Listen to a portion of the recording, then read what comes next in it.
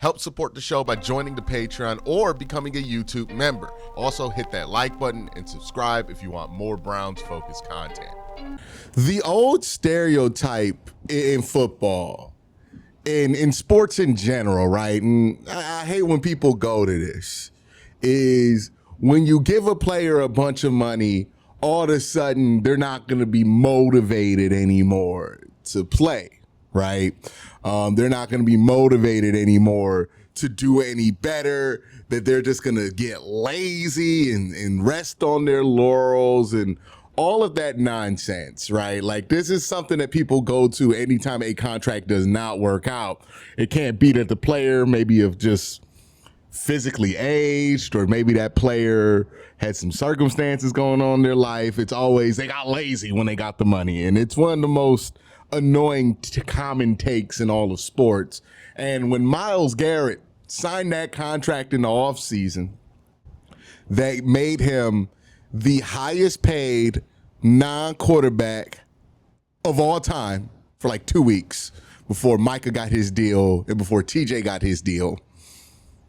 A lot of people were concerned that that phenomenon would happen with MYLES GARRETT. Now, to be fair, there wasn't any on-the-field reasons for people to believe this could happen, but a lot of the off-the-field stuff pointed to a player who might not be the most motivated to play for their team. What do I mean by that? Well, MYLES had requested a trade like weeks before signing that deal. He was talking openly about playing for different quarterbacks on Radio Row, trying his best to create some kind of leverage to get a trade up in the air for out of Cleveland. And when he signed a deal, it felt like the Browns just kind of muzzled him with the money. Okay, he's not going to buy in, but at least he's going to buy and he's going to have the money here. And there was a lot of concern about what motivation MYLES GARRETT would have coming into this season. And I just got done watching MYLES GARRETT's mic'd up segment on the Cleveland Browns YouTube page. Now, I cannot clip or link to that for obvious reasons. The NFL will clap my channel faster than you can sneeze if I put those clips on this channel, even if I'm doing it in fair use. It's not a fair system YouTube has all the time, but that's just what it's going to be, right? So I can't clip you any of this. If you want to pause this video, and please put it in the tab, go into a new tab and watch that mic'd up video so you can really know what I'm talking about, please do so, because that's what this video is going to be about. I'm going to talk about MYLES GARRETT's evolution, not just into what he now looks like, which is the best edge rusher I've ever seen, but also his evolution into leadership, which has always been a sticking point with Browns fans and MYLES GARRETT, that MYLES GARRETT didn't do the extras enough. Sometimes he did them, sometimes he didn't. The holdout, well, not the holdout, he never ended up holding out, but the contract situation is another thing that makes you concerned that he's not going to do the extras, right? Like, how committed is he to this project? Especially when the Browns still don't have a quarterback, and it's one of the things he openly bargained for. Well, watching this mic'd up segment demonstrates to you and shows you just how committed MYLES is to this project, and not just that MYLES is committed to the Cleveland Browns, to his teammates, but he has invested himself into leadership in a way that, while watching that video, really impressed me. I'm going to talk about this and more in some specific examples from the video, and just some specific examples from his play in just a second. But I also want to thank my sponsor for today, Sleeper. Hey, have you ever heard of the Sleeper app? Well, here's a fun secret. It's not just for fantasy leagues. It's great for fantasy leagues. I personally have used it for years with my college friends to play fantasy football and to do pick'em leagues, all sorts of fun stuff like that. But the Sleeper app also gives you news. It gives you scores. You can also try to turn your football knowledge into real money. Just download the Sleeper app and pick more or less on your favorite players with more stats than any other daily fantasy app. Just choose 2 or more of your favorite players from pregame or live, pick more or less from the predicted stats, and you could win up to 100 times your money if your picks win. Use promo code WORSTTAKE and you'll get up to $100 match on your first deposit. Again, promo code WORSTTAKE, you'll get up to $100 match on your first deposit. Terms and conditions apply. Links are in the description.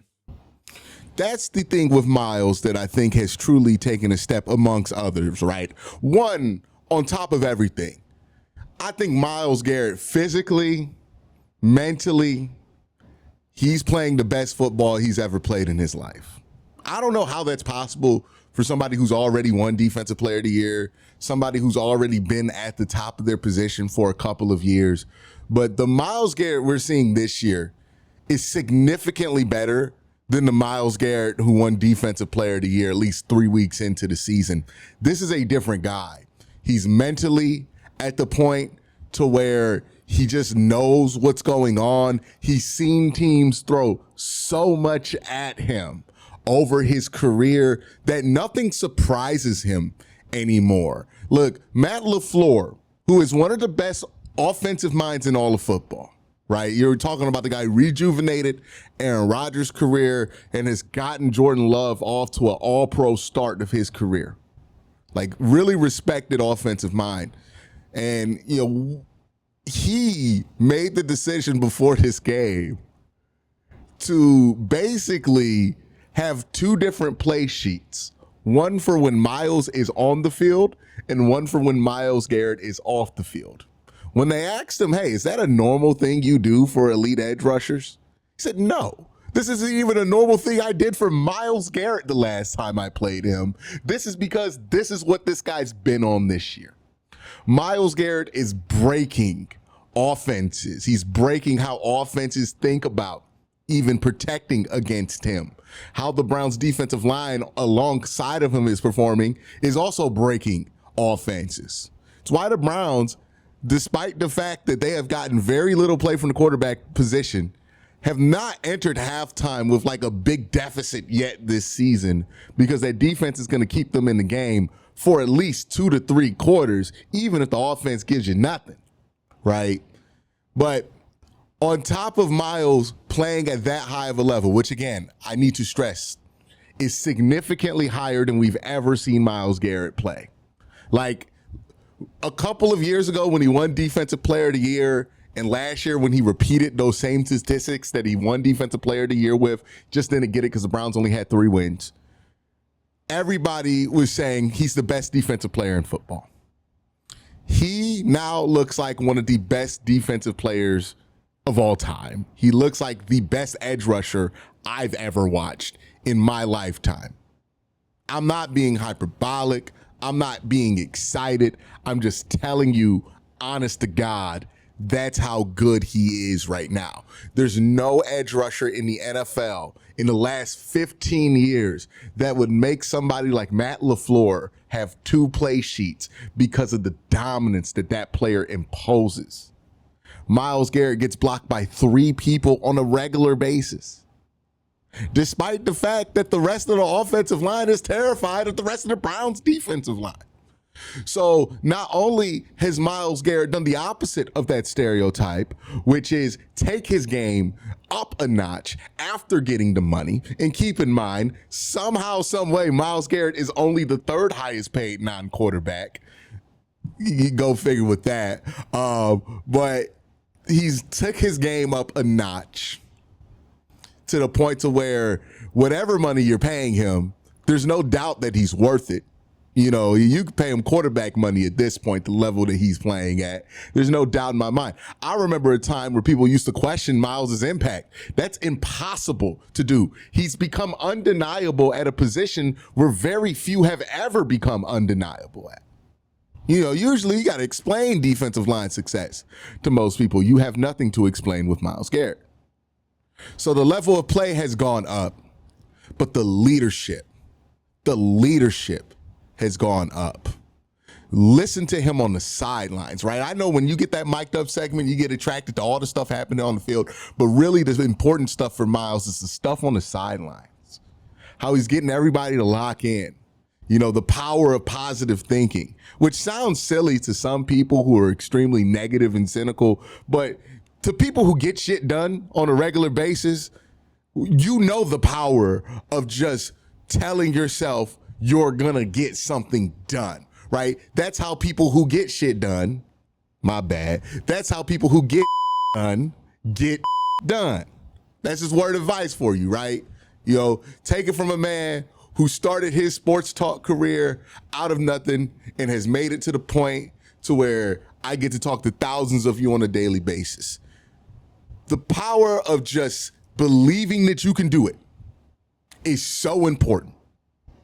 And it's important to be strong in that belief, right? A lot of people believe they could do something, then something pops up. I can't do it anymore. It's too difficult, right?